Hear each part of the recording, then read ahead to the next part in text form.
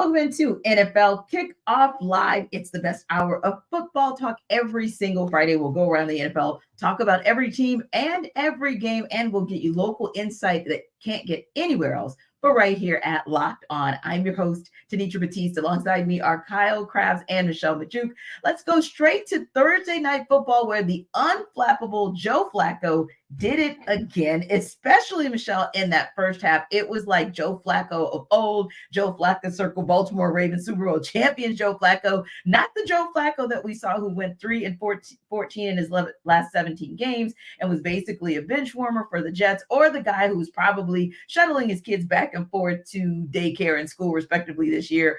Man, Michelle, when you talk about 3 touchdowns in that first half, and of course, Browns go on to win 37-20 over the Jets, and just the fact that he's gone 4-1 in his 5 starts with the Browns and pulled them into the playoffs for the first or second time rather in 21 seasons.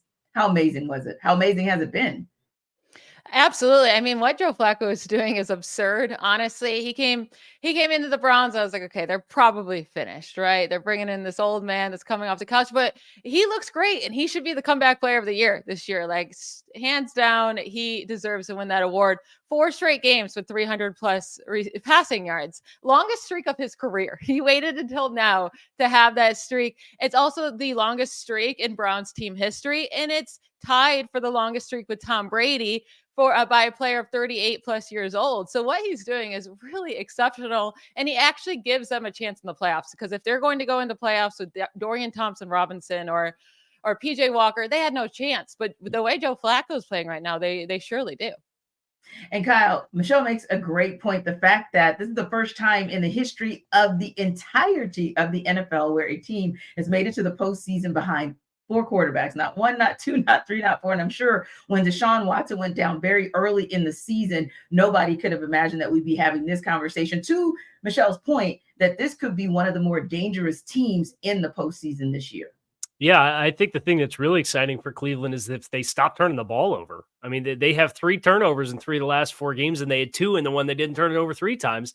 And they put the ball on the ground 2 more times and recovered it against the Jets. So the fact that they're doing all this and the running game hasn't been overly consistent because they've had a bunch of injuries on the offensive line, plus Nick Chubb, and Joe Flacco's just out there kind of ripping the ball all over the field. And David Njoku has this big time resurgence, and Elijah Moore and the chemistry that they had in New York. And obviously we hope that Elijah's okay with the injury that he suffered last night as well. But it's brought a new element to this offense. And with how good that defense is, if they don't turn the ball over, I certainly would not want to be the AFC South team that draws them as the 4-5 matchup here in a couple weeks. Yeah, I think it's one of those things where I wouldn't want to draw Myles Garrett in 4 or 5 weeks, because he's one of those players that's been sneaky good this season. Obviously, Michelle, we're used to a guy like Myles Garrett having sack numbers that are out of control. He had one last night, and it was almost like a shocker, like, wow, Myles Garrett actually has a sack this season. But somehow, some way, he is kind of an example of what that defense is all about. The stat line may not tell you everything that you need to know about that defense, but when it counts, they really came up and came up big last year, but really have been kind of keeping on some level the Browns afloat this entire season. Yeah, absolutely. If all the Browns needed was a quarterback that could be average, right? And Joe Flacco is offering more than that. Now, you did bring up, I mean, his turnovers, that might not play out as well in the postseason, right? When they're playing against these super tough teams. The Jets are a super hard defense, but they had no offense, right? And Joe Flacco could have been picked off a couple more times in that game last night, to be completely honest. Like, it's really fun to watch Flacco right now because he's just playing like there's no care in the world. But at the same time, that those turnovers might come to bite them in the postseason. Their defense, though, is just so stout. And I do expect them to win in the wild card round if they get Houston or the Jaguars. I think they can beat them. Yeah. And to your point, Michelle, there were some moments where you're like, oh, you didn't get picked off. Okay. The drive continues, right? And so, yeah, you definitely have that opportunity where you say, oh, wow, that could have been another pick six, if you will, because it was kind of one of those crazy games where it was obvious after the first two possessions that it was going to be a bit of a shootout, if you will, which was shocking because these are both two solid defenses. And then things just kind of slowed down in that second half, especially for the Browns. Of course, they still were able to pull out the win. But Kyle, speaking of that, I actually do want to talk about those Jets because, yeah, you could have left them for dead in the second quarter, but yet they found a way. Trevor Siemian kind of slowly but surely got them back into the game. Breece Hall had really strong runs where he needed to have them. One was of 25 yards, in fact, and they just finally kind of clawed their ways back and on some level kept themselves in it until obviously the Browns pulled away again late. So what about that New York Jets team? Of course, not for what you saw last night as it relates to this season, but whether Aaron Rodgers comes back and is under center next year or there's someone else there, at least it looks like Robert Saleh still has some things that he can be encouraged by or to build on. Yeah, I think you look at Garrett Wilson and Breece Hall as kind of the staples offensively of that group. Be hard to blame them if they totally flushed the offensive line out and rebuilt the whole thing with the tackle room. Looks like Joe Tippmann, their second-round pick, is a really nice hit for them on the interior offensive line. They'll obviously hope that Elijah Vera-Tucker can stay healthy. He's been an excellent player when he's been healthy. So they have some pieces up front on the line, and having Breece Hall and the performance that he gave, particularly on the opening drive, right? Like he was the offense on the opening drive for them.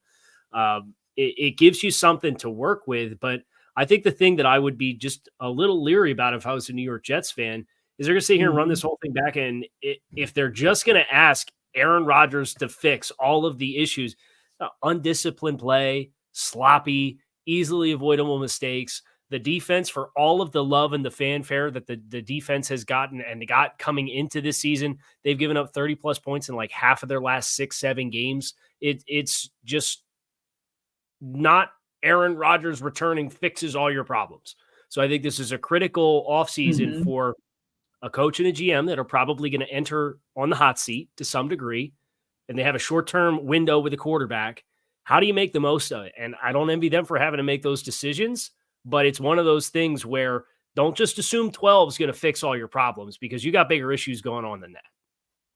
Indeed. Yeah, I think that's one of those valid points where I heard a commentator say it last night and I kind of cringed, where he kind of talked about the Jets and maybe more so in the second half and what he saw in the first half. But he literally was like, yeah, because when Aaron Rodgers comes back, like this team really has a lot of potential to be a playoff team. And I'm sitting there going, so basically what we saw with the rest of the team and some of the gaps that we saw, like those don't count for anything. And so I think you make an excellent point, Kyle. Like it's more than just bringing back Aaron Rodgers or having him back under center that would put this team into contention. And one of the key reasons is because, you still have to get out of your division. Like for starters, like that division, when you look at what the Dolphins have been able to do, look at what the Bills have been able to do in terms of surging back, and New England is actually attempting to at least do something respectable to end this particular season. And you never know what moves they might make for a reset for next season. It won't be that easy to just automatically vault the Jets to the top of the AFC East, or to be able to just throw them in or thrust them in, Michelle, to say, yep, they're going to be in contention. They've got the tools,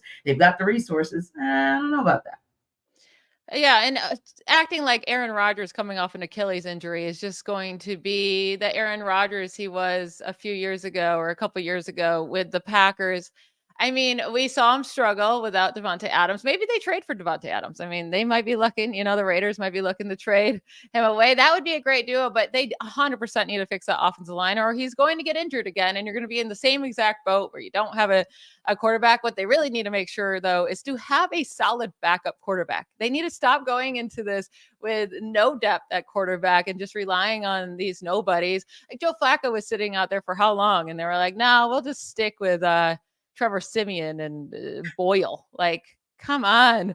Yeah, they need to have Aaron Rodgers and also a solid backup behind them next year to have any faith that this team will actually compete.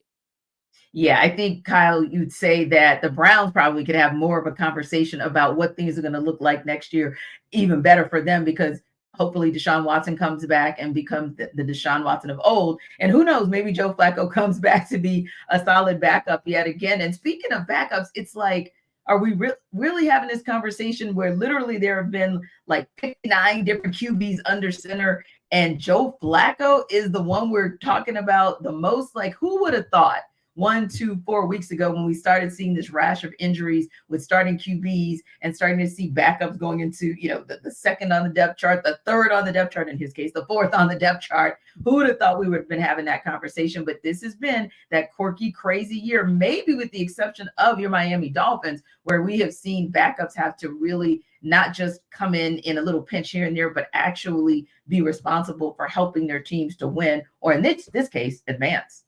Tanitra, we got 2 weeks left in the regular season. I'm gonna knock on wood for you there, talking about Tua and the Dolphins quarterback. I know, right? But somebody had to step up and take the mantle from Josh Dobbs, because Josh Dobbs was the out of left field third string quarterback's sensation. And then he gets traded to Minnesota and things are good to start. And the longer it goes, the more it regresses, to the point where Minnesota is now going back to Jaren Hall, a mid-round rookie with 2 games left to play and kind of their playoff eligibility on the line. So it's fun to see. And I think Joe Flacco's experience certainly helps him, where he gets installed into Kevin Stefanski's offense. And he has Amari Cooper. Not that he had Amari Cooper last night, but he did have pre-existing chemistry with Elijah Moore. And then David Njoku, kind of this criminally underutilized weapon, and Cleveland's paid him well. And seeing him kind of get the opportunity to be one of the feature guys in the offense without Nick Chubb, and how much that running game is the identity. It's kind of just this perfect storm. And I don't know that Joe would do this everywhere, but he's doing it here. And it's really fun to see. And I thought he kind of worded it best himself when he was asked after the game about when he kind of takes a step back and reflects on the situation. He said, man, I'm trying not to take a step back. I just want to stay in this moment and enjoy this while it lasts. And when it's over, then we'll take a step back and reflect on just how crazy this experience has been. Yeah, crazy indeed. And the Browns on a 4-game winning streak, which he's been the critical part of that, even to your point, Michelle, when he's been there with his turnovers, but somehow he just shakes it off. I like to call it selective amnesia, where you don't really remember what happened that last time. You're just going to go out and be the best you can be. But I heard something else that I thought was interesting. And I was thinking about this too, like, when you are on a 4-game winning streak and a lot of other things are clicking for you, and you look at those teams that are right above them in the AFC, playoff picture, and you got the Chiefs and the Jaguars, both of whom are swooning, the Browns might just be the team that, of all of those teams kind of below the 1-2, of course, with the Ravens and the Dolphins, that might be the other team you just don't want to see this postseason. What's crazy is this AFC conference really does not have anyone that you feel 100% about will win their playoff game. Even in the first round, any of these teams you can picture losing or winning. And with the Browns, if they show up on defense, now their defense is a lot softer on the road than it is at home. And most likely, unless something crazy happens, they're not going to have really any home games, right, in the playoffs. But I could picture them beating the Chiefs with how much they're struggling right now. I could definitely, I would put money on the Browns to beat the Jaguars if they face them. I think their hardest competition would probably be the Ravens. And because Tua and the Dolphins offense can be inconsistent as well. I mean, I really don't feel strongly about any of these AFC teams. Maybe the Bills, right? If they actually get into these playoffs, that might be the team that I feel the best about going forward. So, Michelle, even after you saw what the Ravens did to the 49ers, you're saying, maybe they look, and we know we'll talk a little bit about Sell Me Why a little bit later. And we know that you always kind of help us through that, looking at the nuances with different teams and also the nuances on who can or will win. But yeah, I think that's a great point that you make, because I am still hearing that chatter about the AFC and we saw what the Ravens did to the 49ers, but so why is that but, and just going off the beaten path a little bit there, but why is that but still there for the Ravens? I think our scare is with Lamar Jackson in the playoffs, right? We've seen him now. We've seen this team be dominant, and then we've seen them go into the playoffs and kind of fall apart. I think that's our biggest worry. Maybe that's not fair to put on Lamar. And they've been nothing but dominant over the last 5 games, especially. But it's also one of those things where they don't have that crazy home field advantage, right? So if they get the number 1 seed, I don't think that's such a bad thing for the AFC, because it's not like it is with Dallas right now, right? Or Dallas or Miami, where when they're home, they're great, right? That's not really a thing for the Ravens. So I could see them losing at home. And if they face a team that has their number, or if they get down, the Ravens really struggle, right? So I don't feel as confident against about the Ravens as I do as the dominant teams on the NFC. Like the 49ers, I know they just beat up on the 49ers, but I wouldn't be worried about any team going to face the 49ers in the playoffs. Interesting take. And Kyle, I'd ask you the same. Of course, like I said, a lot of pundits are saying the Browns are the team that you don't want to see. You'd rather see a Jaguars team. You'd rather see a Chiefs team that's swooning. But it was still interesting to me as well, just to hear a lot of people talking about the Ravens and saying, hey, I don't quite know if I'm as afraid of them as maybe you normally would be of a number one seed. Yeah, and I think Baltimore's a really interesting team too. Obviously, the performance they put up against San Francisco is boosted by 5 interceptions and the field position that comes with a lot of that. And I think Michelle makes a great point as far as Lamar Jackson's his era of Baltimore Ravens football in the postseason.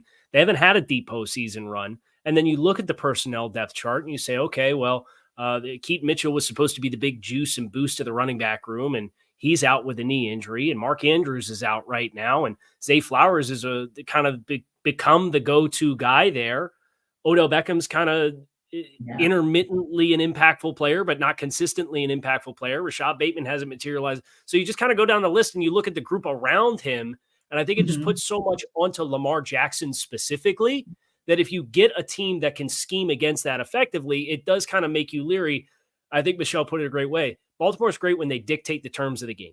And they're able to do that really, really well because they're a well-coached football team and they have elite talent on the defensive side of the ball and one of the most dynamic quarterbacks in the game. But if the game script breaks a different way, how much do you trust them to chase a game? And, they don't have that on their resume throughout the entirety of Lamar's starting history. Really, it's not too many instances of that happening. So I think that's why you look at Baltimore and you hear so many people that do say, yeah, but we just want to be a little bit more cautious before we buy all the way in.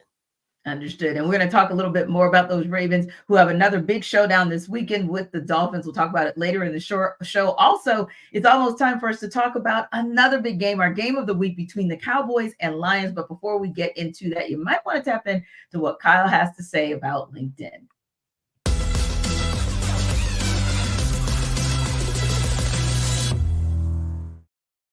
I'm going to apologize in advance because I don't quite have the same juice as Jarvis Davis does. But when you're hiring for your small business, you want to have as many top-tier candidates as possible to interview. And that's why you have to check out LinkedIn Jobs. LinkedIn Jobs has the tools to help you find the right professionals for your team faster and for free. This is not just another job board. LinkedIn has a vast network of more than 1 billion professionals with a B, which makes it the best place to hire. Hiring is easy when you have that many quality candidates. So easy, in fact, that 86% of small businesses report getting at least one qualified candidate within 24 hours of their posting.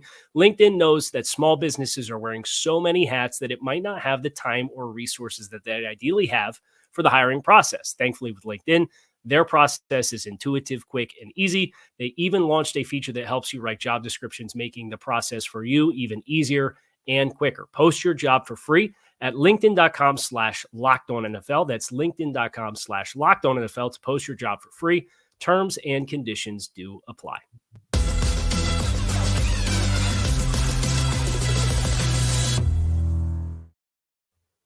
So, guys, the Dallas Cowboys are fighting for the NFC East. They're also fighting to stop a little bit of a skid, a 2-game losing streak, while the Detroit Lions are coming off that emotional week, winning the NFC North with a win over the Vikings. Will the Lions have enough left in the tank to go into Dallas, where, like you said, Michelle, the Cowboys are as good as anybody in the league when they're playing in their own stadium? So will the Lions be able to go there and win? Well, Matt Derry of Locked On Lions joins Marcus Mosher of Locked On Cowboys to break down how they think this one is going to go down. I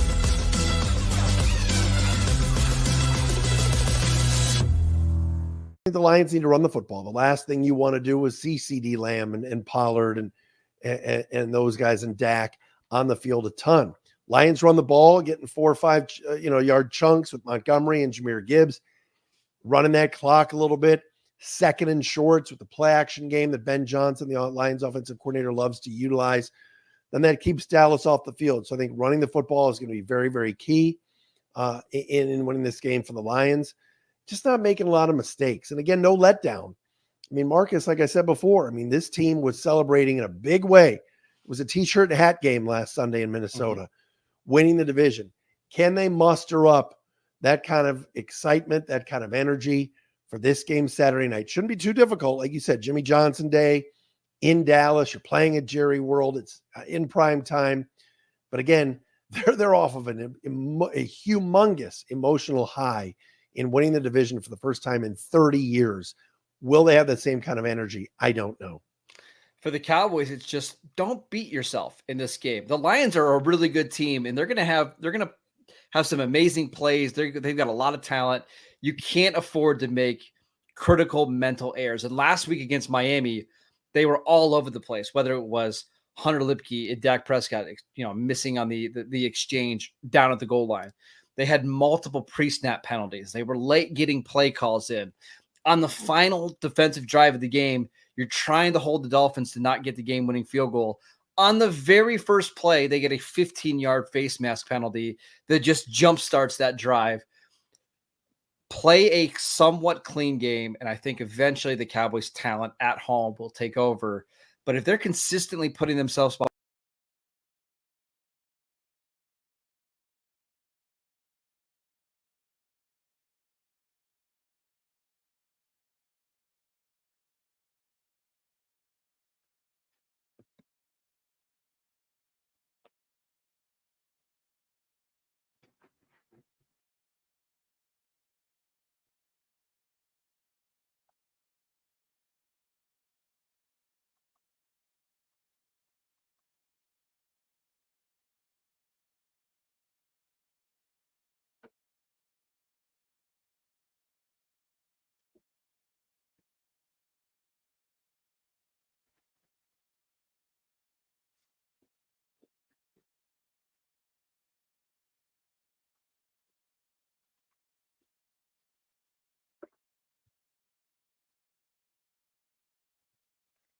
All right, guys, we had a little bit of some technical difficulties rather on our video, but I think we got the crux of what those guys are saying just in terms of what the keys to the game are. And this is going to be, really interesting matchup because obviously I think there's a great point, Kyle, that we made as we went into the video. And that is sometimes you have that emotional letdown, right? You look at how long it's been for this Lions franchise since they've even sniffed the postseason, and to be able to get into the postseason with a win against a divisional rival to get that NFC North crown, I think that's pretty important and pretty amazing. But does it also pose the possibility of that letdown, especially heading into Dallas to take on the Cowboys? Yeah, I think if you measure up this time of year and the desperation element, the human element of the game, is so easily overlooked. And for Dallas, you beat Philadelphia at home, and then you've dropped consecutive road games. And as Marcus said, you shot yourselves in the foot. They're the second most penalized team in football from a number of penalties perspective, and they're the third most penalized team in yardage. So a lot of self-inflicted wounds.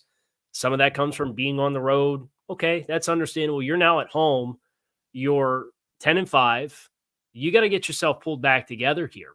And I think that part of this for Dallas, the urgency that they should come into this game with as compared to a Detroit team that hasn't been in this position. They haven't won a division championship in 30 years. There's a lot of young players on this team with the rebuild that Brad Holmes and Dan Campbell have been a part of. So I do think if you were to look at this game from a sense of urgency and the human element perspective of it, that compounded with the home field advantage, I think is something that I fully expect Dallas to come out with their hair on fire and play a really intense game because they need it after the last couple of weeks.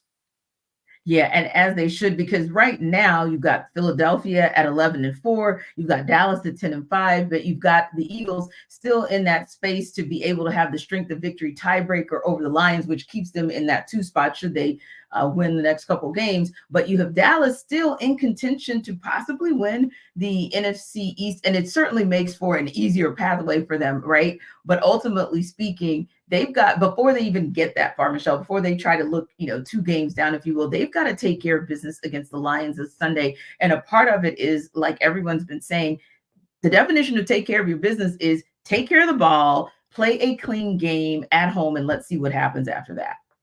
Yeah, and I think they will. I don't know for whatever reason why the Cowboys can only play so well at home, but it seems to be the case, right? They've won 6 of their 7 home games by 20 plus points. They won all of them by 6 plus points. The only one that was even close was that Seahawks Cowboys game. But also the Lions have had like a relatively pretty easy schedule, right? They haven't played a team that currently has a winning record since week 7. And in that week 7 game, they went to Baltimore and got their booties kicked, right? They lost 38-6. It wasn't even like the same two talented, you couldn't even compare the talent teams. They just got absolutely destroyed. I don't think they get absolutely destroyed in this game, talking about the Lions, but I do think that the Cowboys put up a ton of points and a ton of yards. So that means that Jared Goff and company are going to have to put up a ton of yards, a ton of points too, to stay with them. But I don't think it happens in a way where it's super close at the end of the game. I think the Cowboys handily win this game. Okay. What about you, Kyle? Because the point that Michelle is making is somewhat of a point that you could make about the Lions as well. Like when they go at it, like against, and of course it's Denver, so I'm going to make that caveat. And it's the Saints, so I'm going to make that caveat as well. But when you're looking at those games outside of the Bears game, which they lost, you look at 42 points they put up on Denver, a solid 30 on the Vikings, not bad, 33 against the Saints, and those obviously in those last 4 weeks. And then you go back to them right after the bye week. Well, it took 41 points for them to win and beat the Chargers, but nonetheless, they were able to drop 41 on them. Do you think if it is one of those shootout matches that it's a situation where you can see the Lions winning, maybe the shootout's in their favor because they can do it too? Yeah, I think if Detroit wins the game, it's going to feel a lot like the Dallas-Seattle game from about a month ago, where I think that final score was 41-35 and a lot of yards exchanged. I think just from Dallas's perspective defensively, the one thing they haven't been particularly efficient at is defending the run. And you think about the offensive line that Detroit brings to the table and that rushing attack. They got a lot of different ways that they can come at you. They can come at you with speed. They can come at you with power. They can run inside. They can run outside. So I think if they're able to get Dallas off balance, the linebackers for Dallas is a really tough looking position group right now. They've had a ton of injuries in that spot. If Detroit's going to win the game, I think that's where they get it really going and they keep Dallas on their heels. So I think if Dallas can force a mistake or a turnover or a punt early and double dip and get 2 scores on the board quickly, I think that really bodes well for them kind of playing a suffocating type of game if they force Detroit out of what they ideally would like to play from their script perspective. But I kind of see the game similarly to Michelle. But if Detroit wins, I think there's a lot of points, and I think it comes courtesy of Detroit's run game. Indeed. And if by chance, and I'm saying if, but it almost seems like sort of a foregone conclusion that we have the expectation that the Cowboys will win, that'll, of course, keep them in contention for possibly winning the NFC East. Now, they end up with the Vikings, and I think that's kind of I don't think that's the hardest game in the world. We'll just be nice and say it that way. But ultimately speaking, it seems like they definitely have an opportunity there. But I think that Philadelphia, while they're not in a perfect position, and they certainly did not play themselves in a perfect position in their last game out, but they did at least stop the skid, which is good. Kind of where do you see this landing and looking for maybe a couple games with the Cowboys? Should they win this one? Do they win against the Vikings? Are they your favorite to get the NFC East, or do you still give that to the Eagles?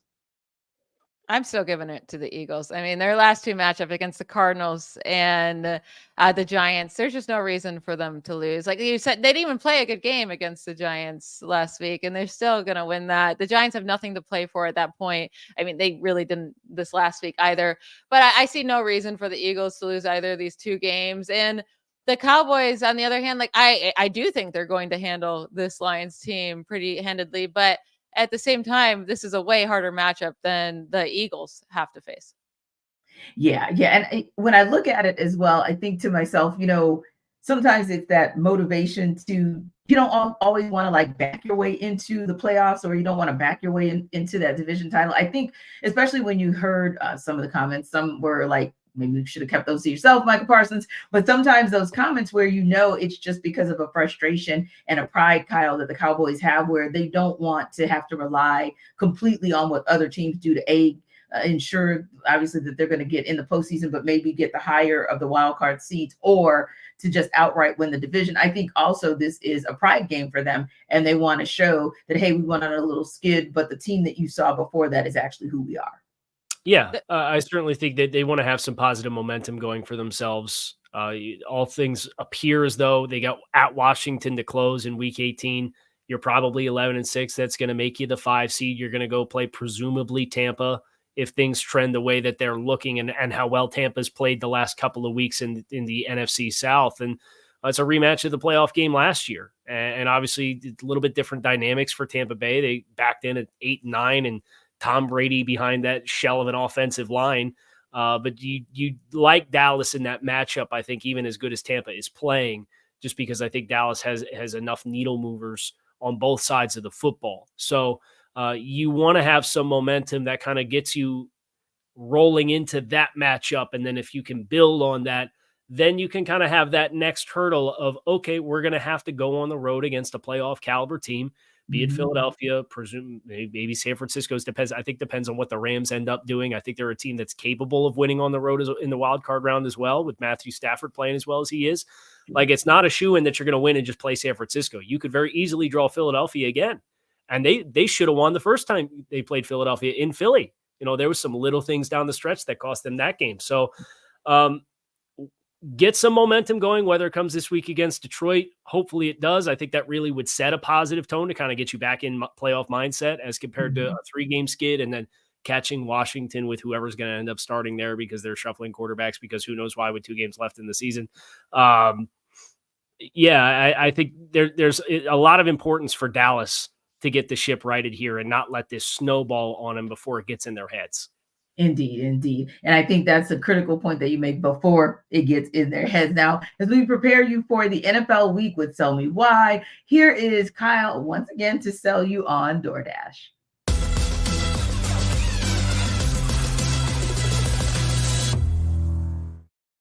If there's one thing that I absolutely hate, it is watching the game on an empty stomach. And the good news is that DoorDash has you covered. So if the game just went to timeout, it's time for you to order your favorite DoorDash. If it's halftime, it's ordering time. They have all of your favorite retail and local restaurants, whether you're going to the stadium and prepping for your tailgate or you're making sure you have your good luck halftime meal.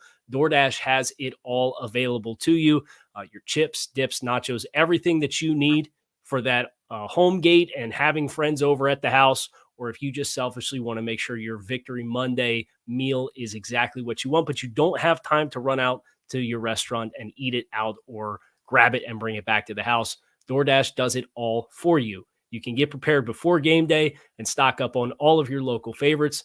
You can get 50% off up to a $10 value when you spend $15 or more on your first order when you download the DoorDash app and enter code LOCKED23. That's 50% off up to a $10 value when you spend $15 or more on your first order. So download the DoorDash app, enter code LOCKED23, subject to change, and terms do apply.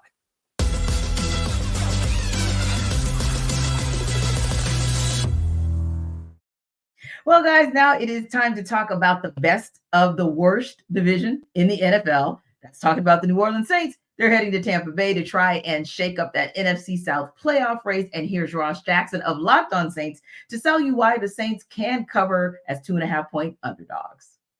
If the New Orleans Saints want to cover the spread against the Tampa Bay Buccaneers this weekend, they're going to have to do something they have yet to prove they can consistently do all season. I'm Ross Jackson, host of the Locked On Saints podcast.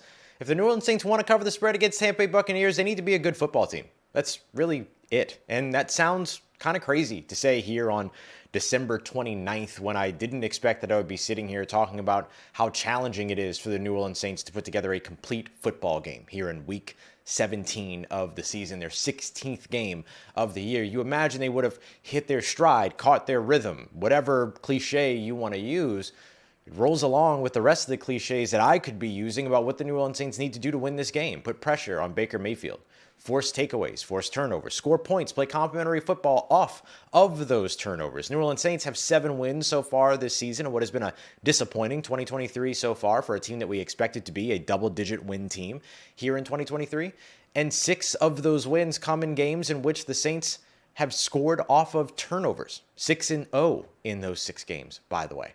And so for the New Orleans Saints, it makes sense. It's easy to see what it is that they have to do to win. The issue is it's a lot easier said than done.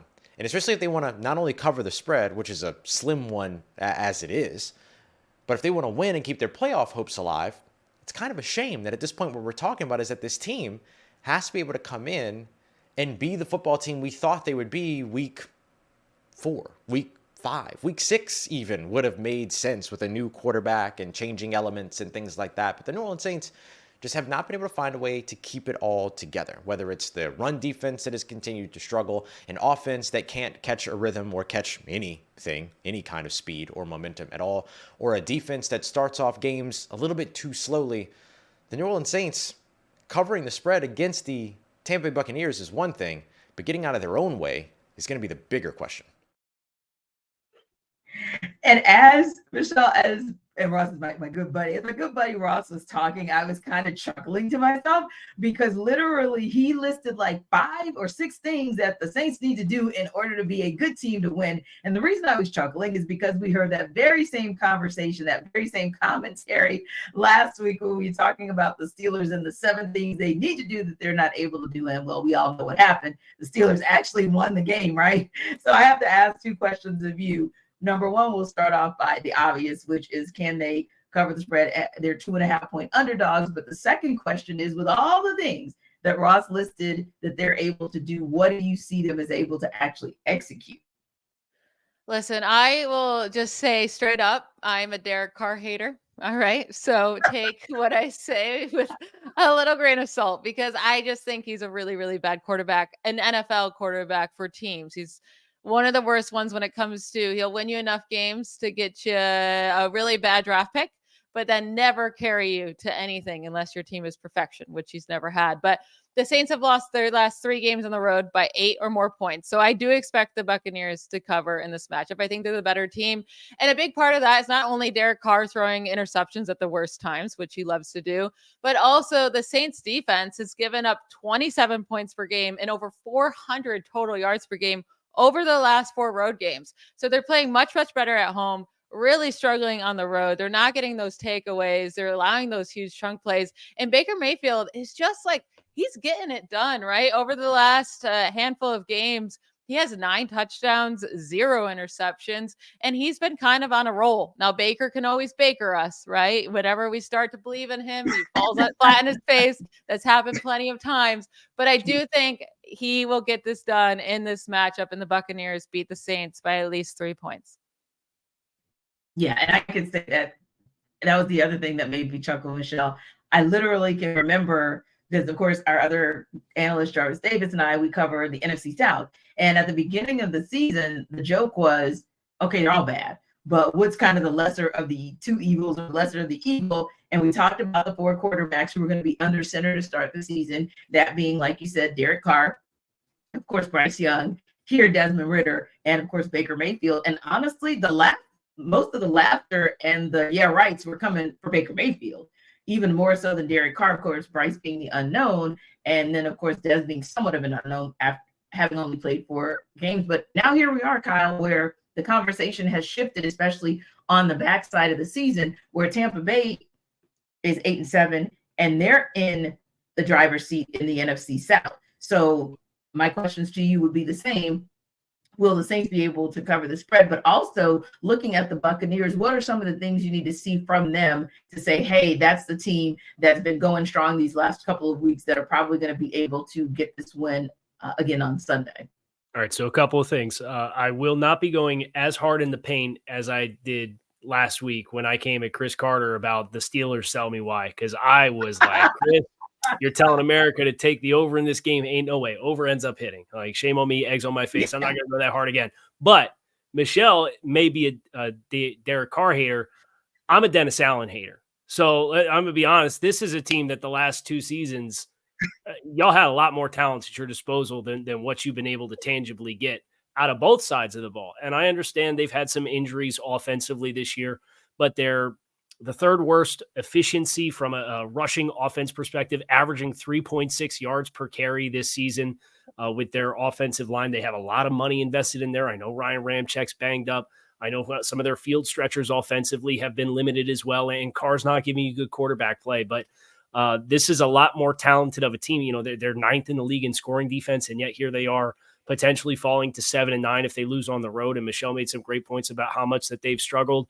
And you're going into Tampa Bay and you add the lens of what Tampa has done defensively the last 2 weeks, where 96 rushing yards conceded to Atlanta, 60 rushing yards conceded to Green Bay, and then 37 rushing yards conceded to Jacksonville the last 3 weeks. They're playing really good run defense. And if it's going to happen for New Orleans, it has to happen because they're more balanced offensively, Michelle. So that I think that's one of my biggest worries for this game too, is it's just the ways in which New Orleans has to win. I think Tampa's playing at a very high level as well.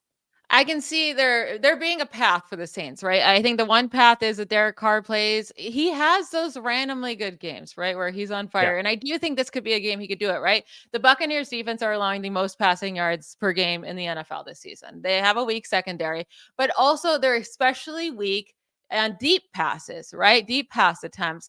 And he has the weapons. Chris Olave can get there deep, and he's been utilizing him more lately. Thank goodness. Carr has been actually looking at his best wide receiver more consistently. You have Rashid Shaheed, who actually ranks 3rd in the NFL in deep receiving yards. So that's 20 plus air yards, right? He's only behind Tyreek Hill and Amari Cooper.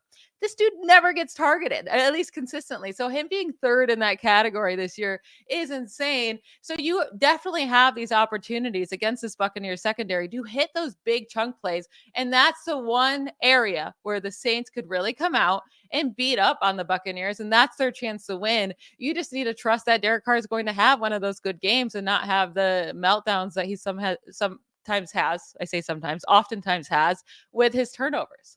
And then even just kind of the vibes out of New Orleans too. It's the guys are offensive linemen are yelling at Derek Carr on the field. Like it's just there's the pathway as you outlined, I think does exist. Do I trust it to happen? No. And that's why I'm graciously passing on Ross's sell me why of the Saints covering the 3 points.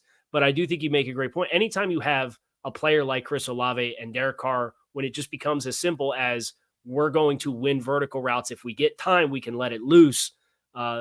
That's the fastest ticket to winning a game is explosive plays. The challenge for Tampa Bay is don't shoot yourself in the foot because you've been playing really good ball the last month. Don't let this be the aberration game where you see light at the end of the tunnel and you blink too fast and you let this one get the best of you.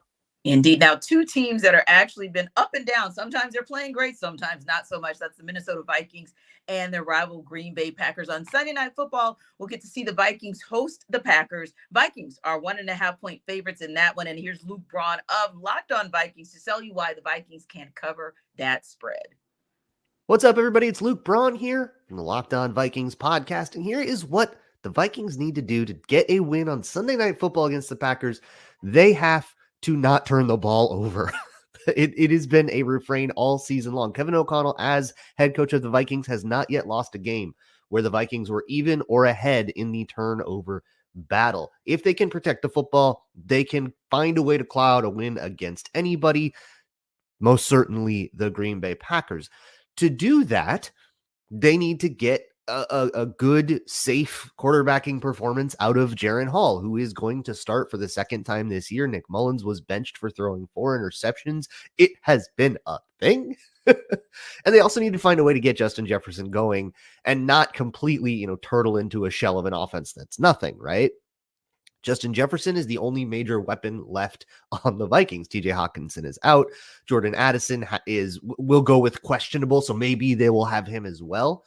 But it's going to be kind of Justin Jefferson and some guys, and that means that the Packers will be able to double him all day long. They need to find ways to get him out from under those double teams, or they just need to run the ball all day and hope that Ty Chandler has the game of games. But that feels a little bit harder to accomplish. If Justin Jefferson can get going, the Vikings can take home a win. They can cover their spread. They're 1-point underdogs. The spread moved about 3 points after they announced that Jaren Hall would be the starter into the Packers' favor. So Vegas does not like that benching, but we'll see how it all turns out. Very interesting that the Vikings are 1.5-point favorites in that one. And first off, I wanted to ask Michelle, of course, if they're going to cover the spread, but also your thoughts on how Jaren Hall and the decision to go with him as a starting QB, how did that impact? And do you think that was the right move for the Vikings? I have no idea if this is the right move, right? I mean, I think they're just trying anything at this point. They got some goodness out of Josh Dobbs for a bit, and then he was a turnover machine. Got a little bit of goodness from Nick Mullins. He's turned into a turnover machine. I don't really expect too much from Jaren Hall, right? I mean, we have seen so little of him. We got that one drive when he was the starter, and it was a pretty solid drive. He drove them down, kicked a field goal, cool. And then we didn't get to see anything else. So he's a 5th round rookie. It's going to be so hard to know. But I do expect the Vikings to lose this game. I think they just have way too many injuries, right? You have TJ Hawkinson now out for the year. You have Jordan Addison dealing with an ankle injury. We'll see if he plays. Obviously, Kirk Cousins has been out for a while, but the Vikings have lost 4 of their last 5 games, and their one win during that span was against the Raiders when they won 3-0.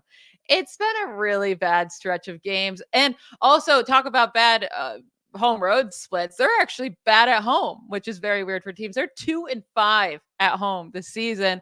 They lost their last 2 home games against the Bears and the Lions. Like the Lions, you understand, but the Bears, they really should have beat. I know the Packers are so inconsistent and their defense is just really terrible under Joe Barry, but I will take the Packers to win this game and to cover the spread.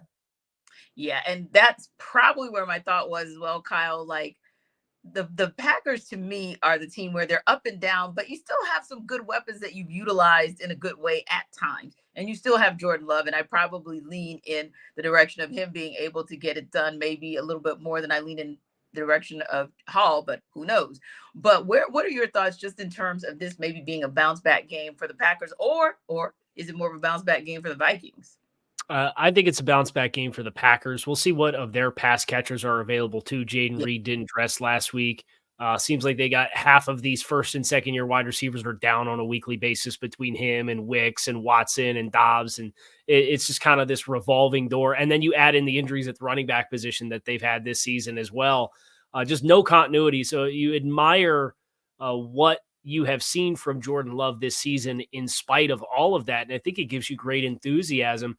The challenge for Green Bay is like, I was ready to buy in on Green Bay about a month ago, and it's just kind of been a disastrous stretch for them, and losing to the Giants and the Bucks in back-to-back weeks. And that Bucks loss came by 2 touchdowns at home. You had the Joe Barry blow up in the 2-minute defense situation against the Giants in New York, and after beating the Chiefs. So it's not a team that I trust a ton. They nearly blew the Panthers game last week. But I do think if I'm staring at the lesser of 2 evils here between Jaren Hall in his 2nd career start and TJ Hawkinson being out, and hopefully we get more Ty Chandler because I've had just about enough of Alexander Madison, then I'm going to go with Green Bay just because I think they have a little bit more stability because they've been playing through the adversity and limited personnel all year long. Indeed. Now, speaking of adversity and just the up and down and kind of a head scratcher would be the Chiefs, who are going to face off against the Bengals this Sunday. It's a battle of 2 AFC teams. And honestly, these aren't teams that we thought at the beginning of the season would be where they are, but they're here. So the Bengals are actually 6.5-point underdogs in that game. And here's James Rapide to tell you why the Bengals can actually cover that spread. Well, the Bengals cover the 7-point spread between them and the Kansas City Chiefs on Sunday at Arrowhead. Hi again, everyone. I'm James Rapine from the Locked On Bengals podcast, and I absolutely think the Bengals can cover that 7-point spread, and it starts with their opponent. These are not the Chiefs that we're used to seeing. This is not the Patrick Mahomes, Travis Kelce big play offense led by Andy Reid that we're used to seeing. They have struggled in recent weeks and had their ups and downs all season long. And so when I look at this Kansas City Chiefs team, I actually think about their defense. But offensively, I don't expect them to score a ton on Sunday. In fact, this Bengals defense, they're getting Cam Taylor-Britt back, their top cornerback, and that should allow them to play more their style. And it starts with stopping the run because they've been susceptible to the run all season long. Well, Isaiah Pacheco, the Chiefs' top running back, is in concussion protocol and might miss this game. And so when you combine that with the fact that Cam Taylor-Britt is coming back, I don't think they're going to give up the big plays that we're used to seeing. And then on offense, Jamar Chase, well, I expect him to play. And if you have Jamar Chase on one side, T. Higgins on the other, and Tyler Boyd roaming over the middle, you're going to have a chance to move the ball against this Kansas City secondary. It's a really good Kansas City defense.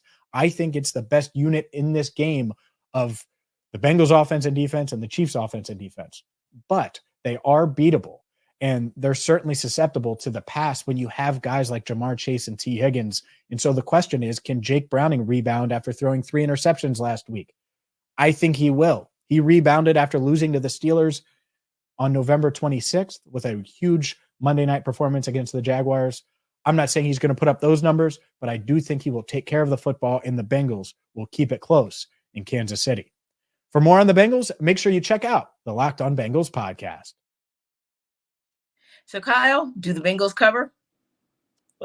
James got one thing right. This Chiefs pass defense is probably the best unit out of the group. Obviously, L'Jarius Sneed and his injury really hurts, but man, you think this Chiefs defense has 4 games this season where they've given up less than 100 team passing yards to opposing teams. And we just watched Jake Browning turn back into a pumpkin last week. So is this Jamar Chase is the one-all that's going to fix Jake Browning's struggles this past week? I don't know. But I think you look at Kansas City and them being at home in this game. I think you look at Kansas City and them in the same light that we talked about Dallas, where you have to start stacking together positive performances. You had a really good defensive performance against the Raiders. Your offense gave up 2 defensive touchdowns in 7 seconds, and you lost by 6. We got to find ways and manufacture more ways to get your best players touching the ball offensively for Kansas City. I think that starts happening this week. The Bengals do have 2 really good linebackers in coverage between Jermaine Patton and Logan Wilson. But I'd like to think with the secondary for Cincinnati amidst kind of their personnel changes this past offseason being a little bit shaky, this feels like a get-right opportunity for Kansas City, especially if Pacheco's able to go. They can be a little bit more balanced, and Kadarius Toney's out, so we don't have to worry about throwing him the ball and making some critical errors as well. So I like Kansas City at home. 6.5 is a big number, but I would probably go Kansas City just because of it's under a touchdown. Yeah, Michelle, I have to say that 6.5 kind of made me raise an eyebrow as well. But do you think the Bengals will be able to cover the spread? I don't think they're going to win, but I think they'll cover the spread. So it was a terrible game last week against the Steelers for sure, but they've covered the spread 6.5 points in each of their first 4 games with Jake Browning as starter. So I am worried about the Chiefs defense. You brought up great points there. They've been absolutely dominant. The one thing the Chiefs need to do is stop dropping the ball, right? You bring up Kadarius Toney. Justin Watson leads the league with 6 drops. Like, maybe stop passing to Justin Watson. Just throw to Rashee Rice, Clyde Edwards-Helaire, and more importantly, Travis Kelce. Just get those 3 guys involved. Stop with the craziness with Toney and Watson. All right, just go to the guy that brought you there if that guy can only get his head in the game. Now, it's almost time to talk Dolphins at Ravens, which means it's almost time to check out FanDuel.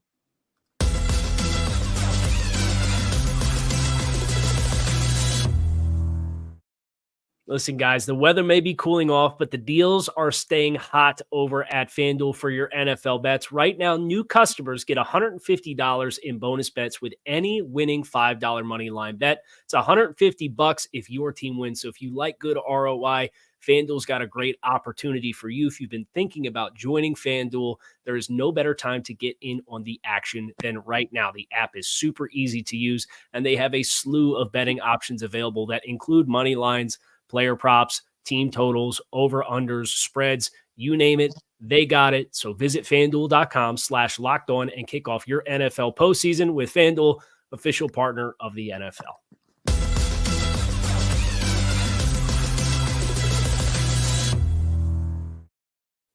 All right, guys, it's kind of the moment we've all been waiting for. I just kind of love to talk Dolphins when Kyle's in the building because, hey, he gives us nuggets about the team, which is still continuing to trend up and all the things that make the Dolphins really good, kind of bordering on great at times. Now, this week, of course, they have a formidable opponent in the Baltimore Ravens. And in fact, Kyle, what may make that challenging, although like we said earlier, playing in Baltimore isn't exactly the most threatening thing that a team can do. Like, it's not the scariest place, but certainly they've got a little bit of a home field advantage there, if you will. And that's where the Dolphins will find themselves in a critical AFC matchup this week. And now, Kyle, the Dolphins are 3.5 point underdogs. You agree with that? Yeah, I certainly think when you factor in home field advantage and Miami being a team that has not been the same presence on the road, particularly offensively, as they've been on the road or at home, I think that the spread's about right. I think this is going to be a very close game. I would not be surprised if this game ends up mirroring a lot of what Miami Dallas did, just because since Jalen Ramsey's came back for the Dolphins defense, they are one of the best units in the league. They are really, really good defensively, and they've already set the franchise record for sacks with 52, with 2 games left to play. They have 2 guys on the interior, and Zach Sealer and Christian Wilkins, with 8+ sacks this season. Bradley Chubb has been the player that they acquired at the trade deadline. You have Howard and Ramsey on the perimeter. It looks like they're going to get Javon Holland back at safety this week, which is a major boost to the secondary as well. So I think they're going to make the Ravens have to be methodical offensively. The Dolphins, one of the best teams against the run all season long after that week 1 performance against the Chargers. So I think the team that hits 24 points will win the football game. Do you trust that to be Baltimore at home? Do you trust Miami to do it when they have not done it and they will not have Jalen Waddle this week? I think that's, if you're looking for a silver lining as a Dolphins fan, last time they didn't have Jalen Waddle, they scored 70 points. Now, they're not playing the Broncos. They're playing the Baltimore Ravens, which is probably the best defense in football, right? But they just played the Jets, a very challenging defensive opponent, a couple weeks ago without Tyreek. And I think their game plan was tailored appropriately. So I think for Miami, they're going to have to play a little different style. They're going to embrace a little bit more methodical offensive approach as compared to hunting some of the explosive plays. And if the Dolphins defense can force Baltimore to do the same exact thing, I think that just becomes who makes the big mistake in a critical situation. And that can tilt the game one way or another. Yeah, and like you said, it's not the Broncos, so it won't be a 70-piece, but 24 is doable. A third of that 70-piece is not actually something that is out of the realm of consideration. But Michelle, where do you kind of stand on this one? Because, like Kyle said, the Ravens are kind of an interesting team in that they can score on you, but like what you're seeing from the Dolphins, especially on defense, it's just, they're playing lights out. They're just playing really solid football all around, but especially on that end. So the Dolphins are 3.5-point underdogs. What are your thoughts on that particular game and how it's going to play out, particularly with them as the underdogs? I think the Ravens take control here and they win by more than 4 points. The Dolphins on the road, I know they won each of the last 2 road games by over 20 points, but that's against the Commanders and the Jets, right? It's a little bit different than, the 3 road games prior were Bills, Eagles, Chiefs. They lost each of those games by more than a touchdown, got destroyed by the Bills. I know their defense is playing much better than at that period of time, but you brought up like pressures, right? How good the Dolphins defense is playing, but the Ravens, they lead the NFL with quarterback pressures this year. So they're doing really great on that side. And that can really mess with this Miami Dolphins offense. So this year, the Dolphins are 10-1 when Tua faces a quarterback pressure percent under 30%, but 1-3 when he faces a quarterback pressure percent over 30%. And I do think the Ravens are going to be able to get to him. Now, a big key here, Kyle Hamilton needs to be healthy. I do think that's huge for the Ravens offense. If he were to not be healthy enough to play, he did return to practice yesterday. I didn't see his status today. But if he plays, I feel really good about the Ravens defense controlling the Dolphins, especially without Jalen Waddle there. Tyreek Hill's going to get his, of course. He always will. But I feel confident the Ravens will cover in this matchup. And Kyle, with a shorter week to kind of prepare and rest up for the Ravens, coupled with the fact that you could kind of call it an emotional win because they went out to Santa Clara and put that whip on the 49ers. Is this kind of, and I use the term loosely to say letdown, but do those things factor in the way that they beat the 49ers and the fact that they have a shorter week to prepare? Well, I certainly think you're mindful of Monday Night Football West Coast trip from a game week preparation standpoint. To Michelle's point, Kyle Hamilton did not practice today, and neither did Brandon Stevens, one of their other corners. So, and Stevens was not on the injury report on Wednesday and had an ankle injury that apparently turned up on practice on Wednesday. So you got Stevens at corner and Kyle Hamilton both did not practice today. So if you're looking for an offset for maybe helping Miami, and I think Kyle Hamilton's absence not only helps the Dolphins passing offense, I think it helps their rushing offense because they love so much to get out on the perimeter with their run game. but you can't block Kyle Hamilton with skill players, right? Like he's so long, he's so freakishly explosive and instinctive. I think that single dynamic, if Hamilton can't go, I think helps Miami be a little bit more balanced offensively, and that in turn can maybe help the Dolphins to stem this pass rush for Baltimore that's had Matt Week inside with double-digit sacks this season, and Clowney's playing the best football that he's played in probably 5 years. They got a lot of really impressive performers on that defense, and they like to kind of sit on you in the back seven and really get after you in the front. So it'll be really interesting to see how that storyline continues to unfold. Interesting indeed. So just like, on Monday, it was Ravens-Niners, one of the most watched games of NFL Monday night history. I think this is going to be another one of those kind of must-see games, if you will. But we got a ton of them here in Week 17. So we appreciate you guys stopping by to hear us talking about all of these great matchups as it goes down to the wire for who makes it to the postseason on both sides, the AFC and the NFC. We also here at NFL Kickoff Live appreciate you guys for rocking with us from day one here in 2023. We wish you guys a happy new year. That's going to be a prosperous and safe weekend for you. And we'll see you on the other side.